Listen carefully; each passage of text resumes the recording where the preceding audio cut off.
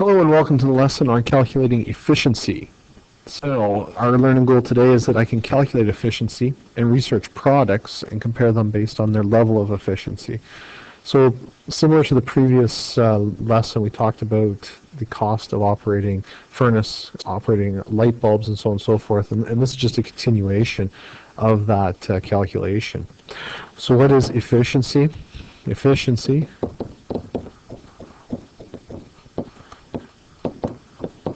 is the successful transfer of produced energy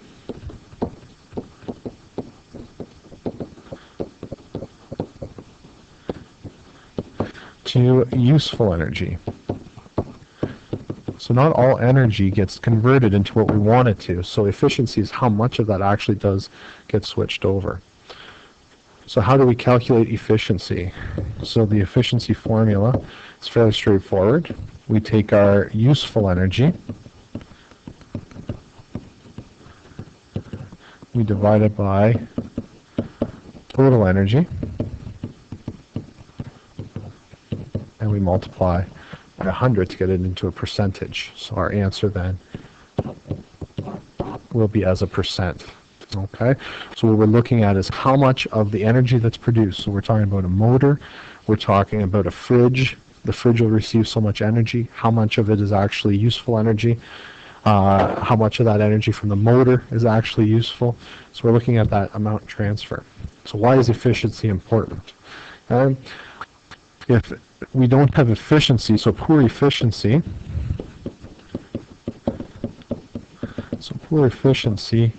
means energy loss.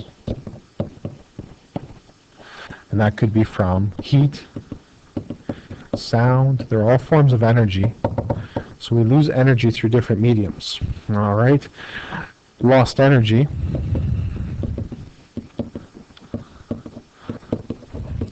has to be paid for. Just because you say, you can go to Hydro One and say, listen, my fridge loses energy because it gets hot. I only want to pay for the energy that's actually used. They kind of laugh at you and hang up. So it's important to understand the more efficient your fridge is, the less money you're throwing away. So whenever you touch a fridge, whenever you touch an appliance and it's hot on the outside, that's what we call an undesirable energy source. All right, so if the fridge is warm on the outside, it means you have energy loss there, which means that you're throwing away money. Now, some areas of the fridge are supposed to be hot because they're taking the heat out of the actual fridge itself, but the motor running, if you put your hand on the motor, when the motor heats up, it's creating energy loss. If you can hear your fridge running, the energy is required to create sound, so it's an energy loss. So why is it important? It saves us money. Saves us money. Very important for a lot of people in the world here. All right? So that's why we are investigating and we're looking at efficiency. So what did the federal government do? The federal government made it mandatory for all appliances, major appliances, to have this sticker, and you've probably seen it but not really paid much attention to it. The black and white energy guide or EnerGuide label tells you a bunch of information. You're going to be looking at a couple of these on the internet for me today. So number one here, and I'll stress it, so here's number one. That is the average energy consumption of this appliance. So they're saying that, for example, if this is a fridge, it will use 416 kilowatt hours this year. All right, so on average. So that's what number one tells you. So that is power usage. The second dot, or the second thing, it tells you how efficient it is to other models. So it's referring to this bar right here. So you can see the arrow. I'll just circle it. This is the range from really good to really bad appliances. So this particular one, because it's very low in the scale, we have picked a very good appliance according to the government's measurement system.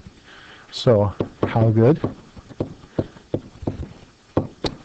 is our efficiency.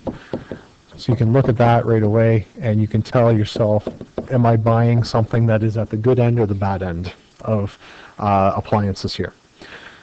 Number 3 is the annual energy consumption range for models of this size. So that's what I was just referring to. 3 is the range from good to bad. So a quick look at the sticker. All you have to do is look at where number 2, where that triangle lies, to determine whether you have a good appliance here. Number 4 is type and size of model. All right, so there's a coding system that puts it into a category so that you can compare equivalent fridges.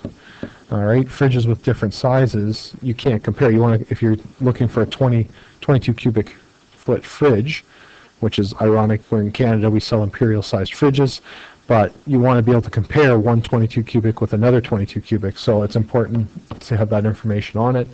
And finally, number 5, the model number, and that's more the reference number when ordering, or the federal reference number when it got tested. So the 2, what I would consider absolutely important key pieces of information here are 1, 2, 3, and even 4, because 4 helps you out in comparing the fridges to make sure you are comparing the same type, but 1 through 3 are extremely important. So in there's an investigation or a small assignment where you're going to be comparing some of the different appliances out there. So that's what you're going to be looking for, is you're looking at that sticker and reading that information. So let's just do a couple of examples to calculate efficiency. So it says a TV uses 4,200 joules of energy. So that's how much is coming out of the wall to turn or power that TV. So determine the efficiency if it transfers 1,200 joules to useful light energy. So in order for a TV to work, it's got to have, the light's got to come on behind. And most TVs produce sound, so you're going to want that 2,000 joules of energy. So your efficiency then, I already gave you the formula. It's useful divided by total and multiplied by 100. So this is somewhat of a tricky question because the useful energy was broken down for us. So it's actually 1,200, light energy is useful energy, sound energy is useful, so we got to add up those two numbers. And like I said, there's 4,200 joules coming out of the wall. Now if you feel a TV after it's been running for a while, or you feel your Xbox or your PlayStation or whatever you have, and it's warm, I'm pretty sure you didn't buy it to heat the room. So if your Xbox is warm, that's not a good thing. It means it's wasting energy in the form of heat. Now, if you bought your Xbox to heat your room, first of all, it was a poor choice because they're not very good for doing that. But I guess then the heat energy it produces is actually useful. So I guess it's all a matter of perspective. So anyway, when you hammer that through, we get 76.2. 76.2% efficient. So therefore, TV is 76.2% efficient.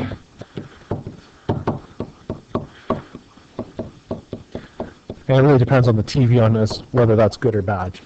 Plasma, LED, they're all a little bit different in terms of their rating. So finally, last example we're going to look at here.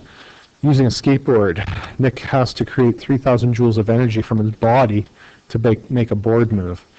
Only 800 joules of useful energy occurs since much is lost to friction, wind resistance, and all the other factors. So determine the level of efficiency for Nick and his skateboard. So again, we're just calculating efficiency. So it'll be useful divided by total multiplied by 100. So our useful energy is the 800 joules it took to actually perform the trick. The body produced 3,000 joules of energy. So when we do that calculation, 800 divided by 3,000 multiplied by 100, it turns out that Nick is only 26.7% efficient. And that's not uncommon for humans. We're somewhat inefficient, especially when we're doing stuff that really stuff like biking, skateboarding, that kind of stuff's actually not considered something that our bodies are designed for, I guess. So skateboarding is an example where some of the tricks that are attempted, they're dangerous for a couple of reasons. It's because of the amount of energy required for the body to create to complete the trick.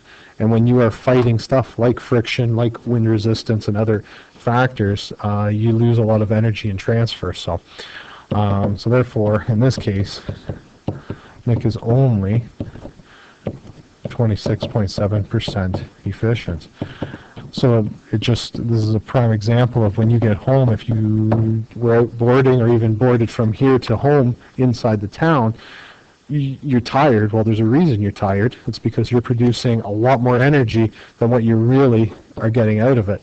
So that's why you get in better shape the more you board, I guess, because the less efficient you are, the more energy it takes, and so on and so forth. So, but anyway, keeping that in mind, all the factors that are taken into sports in general, in terms of being efficient, and that's what athletes are training to do. They're training their bodies to be absolutely perfect in form, because the more perfect you are in form and the more streamlined you are and so on and so forth, the more efficient you are in your energy transfer, which translates to being faster, being able to jump higher, complete your 360s, 720s, or whatever. So anyhow, there's your lesson on efficiency. Good luck.